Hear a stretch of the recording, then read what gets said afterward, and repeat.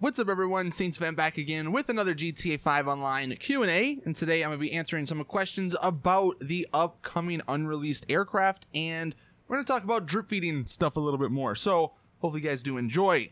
Now this first one from Broclaw, when are we getting a new aircraft? So tomorrow, while it's not like officially confirmed or anything, because Rockstar never do that, tomorrow basically we're going to be getting a new aircraft. That's how they've done the last few DLCs. They wait a week after the DLC and they don't release anything, and then the second week following the DLC release, that's when they start the drip feeding of the vehicles. So tomorrow it looks like we're going to be getting a new aircraft. And then Bryce, do you think the Bombshuka will be the first drip fed vehicle, and do you think it's worth the price tag? While it's not officially confirmed again from Rockstar, it's been leaked, and I'm like 99.9% sure that the Bombshuka is going to be coming out tomorrow, and I don't know, is it going to be worth it? If you forgot maybe the price of it, because that's also been leaked, it's $5.9 million. Now you can get it like $1 million cheaper if you do the trade-in stuff, but $5.9 million for an aircraft. This will be the most expensive thing in GTA Online if you don't include the yachts. Is it going to be worth it? It might be worth it if you have a bunch of friends, because really what it is, you know, it's a giant Titan with guns on it. So, I mean, it'll be nice to own because it's different. It's got some pretty cool liveries. The customization's not bad on it. You do have the missiles you can drop from it, so that's nice.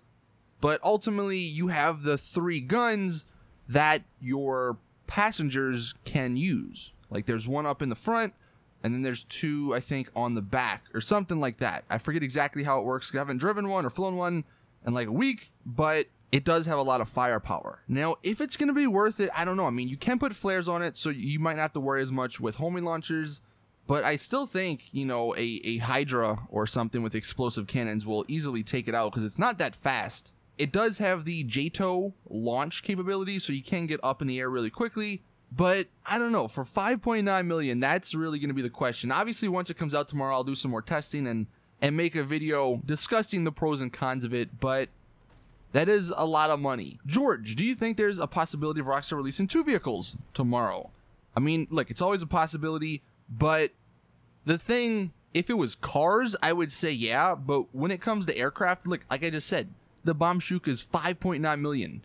If they release another aircraft in addition to that, that might be like $8 million total for 2 aircraft, and I don't think Rockstar want to have that number be very high. That's why they're doing 1 at a time, because if they do 2 at a time, then people that saved up maybe $6 million, they're only going to buy 1. They're not going to buy 2 aircraft. So I think it's only going to be 1 vehicle per time, like they've done many times in the past.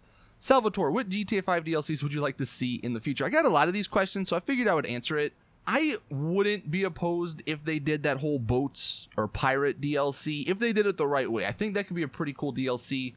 But some other ones, I would definitely like to see a tuner DLC. I mean, we saw that one fake trailer or DLC fan-made trailer of the Outlaws and Criminals, I think it was called. That was awesome. I would totally love that. Recently, I saw someone mentioning how each character in GTA Online is getting their own DLC, or getting a DLC based on them, and the one character that hasn't gotten a DLC based on him is Martin. So maybe Martin's DLC could include mansions, since he lives up in that area, and I don't know, I think that'd be a cool way to tie it all in. So that's another DLC I would like to see.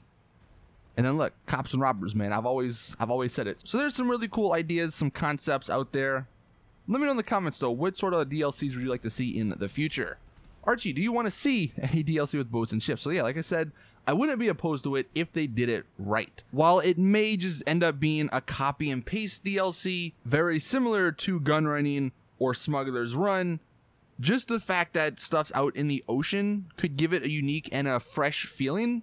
Like if you were to do missions underwater, or hell, like I said in my video this weekend, if they were to add actual animals back into the water, that would make the game sort of feel fresh and new again. So like I said, I would not be opposed to it. Python, what would you want the price of the laser to be instead of the upcoming price? Yeah, if you don't know, the laser is like $6.2 million or some crazy number. And the funny thing is, you won't be able to customize it apart from putting a paint job on it. There's no extra like guns or bombs or anything that you can put on it. It's just gonna be the respray option. And what's funny is if your hangar's in Fort Zancudo, you can easily go steal one. So it's not even that hard to get one. Really, the only reason you're gonna be paying 6 point whatever million for a laser is to call it if you're down in the city. But are people gonna spend that amount of money for that option? I don't think so. What I would probably price it at is somewhere around the Hydra. I think 3 million is probably fair. I know Rockstar did say they don't want to have super OP aircraft, I guess. And the Hydra like was one of the mistakes they had because of the cannons. And apparently the laser is actually a little bit better than the Hydra in terms of offensive power because it's a little bit quicker. I think it handles a little bit better, and then it does also have those explosive cannon rounds, which are super, super deadly in GTA Online. So I can understand Rockstar making this laser a lot of money only because they don't want as many people having it. But I don't really see a reason for it, especially since, like I said, they have us in Fort Zancudo where like 10 lasers spawn all the time. And then the last two questions, these somewhat will be the questions of the day. Owen, with the first one, are you still using cars as much since the update? And then the second question from Zion, do you think Rockstar's taking it too far with drip feeding? So the car question, honestly, I haven't, because, well, I have my spawn location set to my hangar. So basically every time I want to do something, I'm in my hangar, I grab my Alpha Z1 or, I don't know, maybe my Hydra that I painted, and then I go around doing stuff. So it's actually been kind of fun to sort of go around the city in a different way. I mean, after the gun running came out, I basically exclusively used the Oppressor. So it's a nice change of pace. I'm sure I'll go back to using cars. I'm really excited for the Coil. So I'm sure when that comes out and the Rapid GT Classic or Custom comes out, I'll be using cars a little bit more. But yeah, I kind of want to know, are you guys using cars still? Or like, what is your car to plane ratio since the update? And then the other question, has Rockstar taken the drip feeding too far?